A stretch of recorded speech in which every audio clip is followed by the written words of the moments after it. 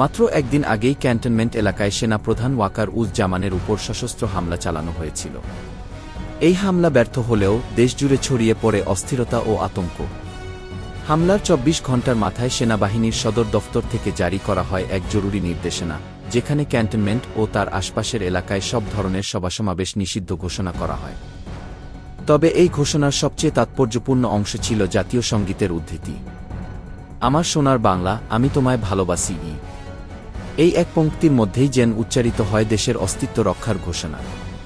সেনাবাহিনীর বার্তা ছিল স্পষ্ট, বাংলাদেশের স্বাধীনতা ও মুক্তিযুদ্ধ বিরোধী কোনো শক্তিকে আর সহ্য করা হবে না। গোলাম আজমের বাংলায় আওয়ামী লীগের ঠাঁই নাই একটি স্লোগান বদলে দিল রাজনৈতিক আবহ। সম্প্রতি সামাজিক যোগাযোগ মাধ্যম ও রাজপথে ছড়িয়ে পড়া একটি স্লোগান দেশজুড়ে ক্ষোভের জন্ম দেয়। গোলাম আজমের বাংলায় আওয়ামী লীগের ঠাঁই নাই।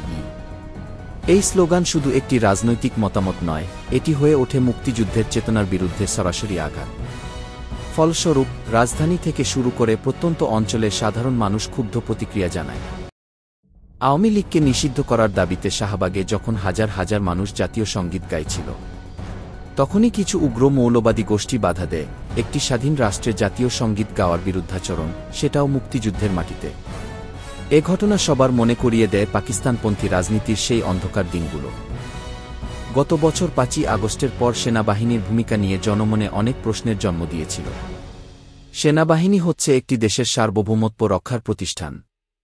সেই সেনাবাহিনীর চোখের সামনে একের পর এক দেশ বিরোধী কর্মকাণ্ড ঘটে যাচ্ছে, অথচ সেনাবাহিনী নীরব দর্শকের ভূমিকা পালন করছে। বাংলাদেশের মানুষের মধ্যে সেনাবাহিনীর প্রতি আস্থা উঠেই গিয়েছিল। এমন এক মুহূর্তে সেনাপ্রধান ওয়াকার উজ জামানের উপর হামলা এবং সেনা সদরের এই বিজ্ঞপ্তি কিছুটা হলেও মানুষের মাঝে স্বস্তি ফিরিয়ে এনেছে। এখন দেখার বিষয়, সেনাবাহিনী কি সত্যিই দেশ রক্ষায় স্বাধীনতা বিরোধীদের বিরুদ্ধে অবস্থান নেয়, নাকি স্বাধীনতা বিরোধীদের পক্ষে কাজ করে। সেনাবাহিনীর এই বিজ্ঞপ্তির পর রাজনৈতিক বিশ্লেষকদের ধারণা, সেনাপ্রধান ওয়াকার উজ জামান হয়তো ক্ষমতা নিজের হাতে নিতে যাচ্ছেন। ড.